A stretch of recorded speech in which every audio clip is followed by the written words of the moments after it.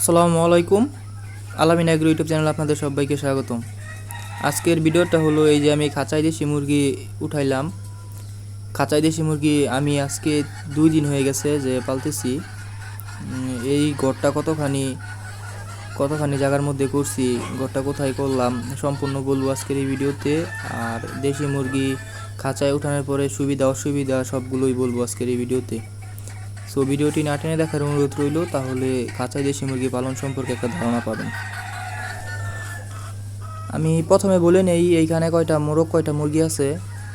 এইখানে মোরগ আছে হলো 12টা আর মুরগি আছে হলো 38টা। এই যে দেখেন এইখানে 38টা মুরগি আছে আর 12টা মোরগ আছে।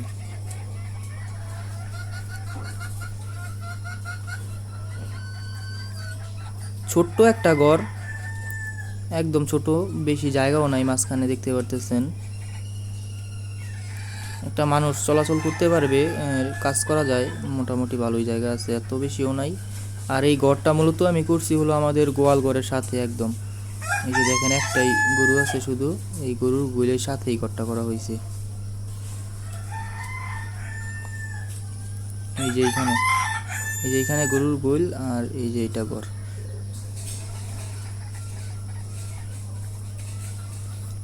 আর এই যে ঘরটা পাশে হলো 7 ফিট আর লম্বায় 15 ফিট, 15 ফিট বাই 7 ফিট ঘরটা।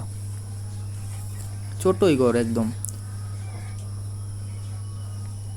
এইখানে অনেকগুলো মুরগি আছে, আরও অনেকগুলো মুরগি রাখা যাবে। ওই সাইডে কিছু জায়গাও আছে যে আরও কিছু খাঁচা বসানো যাইব।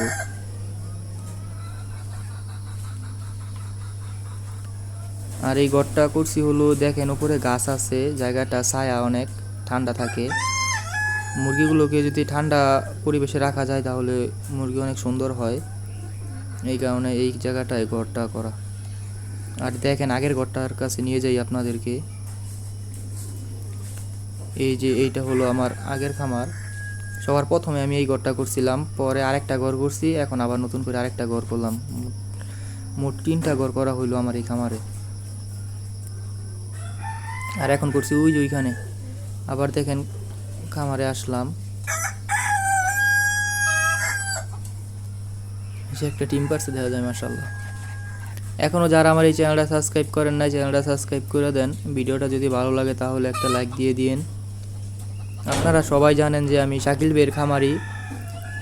শাকিল ভাই আসবে বলছে, শাকিল ভাই আসলে আমাকে কৃত্রিম প্রজননটা শিখাইবে।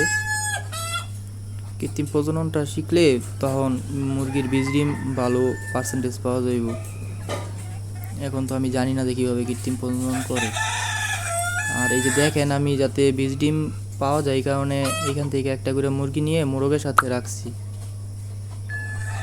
আমার কাছে লাগতেছে খাঁচায় মুরগি পাললে সুবিধাই বেশি অসুবিধা থেকে। আমি আগে সুবিধাগুলো কথা বলে নেই, যে মুরগি অসুস্থ হলো কি না খুব তাড়াতাড়ি বোঝা যাইব মুরগির মল দেখা। আর এই যে দেখেন একটা করে মোরগের সাথে একটা করে মুরগি দিছি যাতে এরা মিট করতে পারে, বীজ ডিম হয় আর কি। মাশাআল্লাহ, সবাই খামার মুরগির জন্য দোয়া করবেন। কোন মুরগি কয়টা ডিম পারলো তা বোঝা যায়। আর অসুবিধার মধ্যে শুধু ট্রেগুলো পরিষ্কার করতে হবে, এইটাই একটা ঝামেলা। এনাছাড়া আর এমনি সব ঠিক আছে। দেখি এখন থেকে প্রতিনিয়ত আমার এই খামারের আপডেট পাবেন। আজকে ভিডিওটা এই পর্যন্তই, সবাই ভালো থাকবেন।